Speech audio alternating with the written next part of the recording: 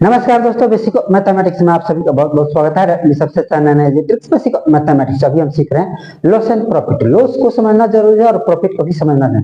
Loss कब होता है? जब कोई वस्तु हम खरीदते हैं और उसको हानि में नुकसान में बेच देते हैं तो उसको लॉस होना कहते हैं। ठीक है। और प्रॉफिट क्या होता है कि जब हम कोई वस्तु खरीदते हैं और उसको मुनाफा यानी फायदा में बेच देते हैं तो उसको लाभ कहते हैं। ठीक है। यानी इससे सबसे पहले लॉस एंड प्रॉफिट में समझना है क्रय मूल्य और विक्रय मूल्य। ठीक है। क्रय मूल्य क्या होता है और विक्रय मूल्य क्या होता है? ठीक है।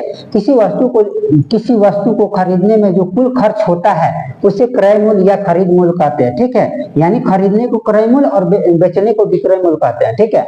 यानी विक्रय मूल्य किसे कहते हैं? वस्तु को बेचने पर जो हमें कुल राशि प्राप्त होती है उसे हम विक्रय मूल्य कहते हैं। ठीक है। यानी लॉस एंड प्रॉफिट में सबसे ज्यादा जरूरी है कि आपको क्रय मूल्य और विक्रय मूल्य समझ में आना चाहिए। क्रय मूल्य किसे कहते हैं और विक्रय मूल्य किसे कहते हैं? ठीक है।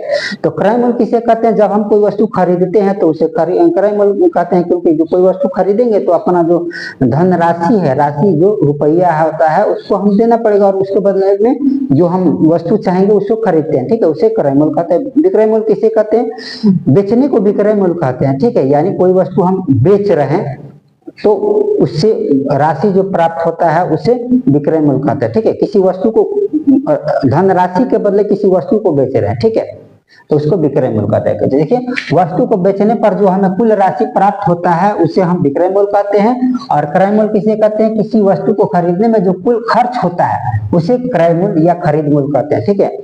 कुल खर्च जो होता है उसे क्रय मूल्य या विक्रय मूल्य कहते हैं। यानी खरीदने को क्रय मूल्य और बेचने को विक्रय मूल्य कहते हैं। सीधा सीधी यही समझिए कि खरीदने को क्रय मूल्य और बेचने को विक्रय मूल्य कहते हैं। इस तरह से आपको लॉस एंड प्रॉफिट समझ में आएगा। ठीक है। अगर क्रय मूल्य समझ में आएगा, विक्रय मूल्य समझ में आएगा तो ही आपको क्रय मूल्य और विक्रय मूल्य समझ में आएगा, तो फिर लॉस एंड प्रॉफिट बहुत ही आसानी तरीका से समझ में आएगा। चलिए एक उदाहरण देखते हैं और समझने की कोशिश करते हैं कि मान लिया जाए कि हम 5 रुपया में दो कोई वस्तु खरीदते हैं, यानी 2 कलम खरीदते हैं। ठीक है। 2 कलम खरीदते हैं, 2 कलम खरीदते हैं। ठीक है। खरीदते हैं तो क्या किए कि 5 रुपया में अपना धन राशि जो मेरा पैसा था उसको पैसा ले गए दुकानदार के पास और क्या करे 2 कलम खरीदे 5 रुपया में। ठीक है। अब अपना पैसा उसको दे दिए, उसके बदले में 2 कलम लिए 5 रुपये में। उससे क्या करना है? क्रय मूल्य कहते हैं। और मान लीजिए ठीक इसका उल्टा विक्रय मूल्य हो गया कि मान लीजिए कलम यहाँ खरीद रहा है तो यहाँ पर एक दुकानदार क्या करेगा? उसको बेचेगा।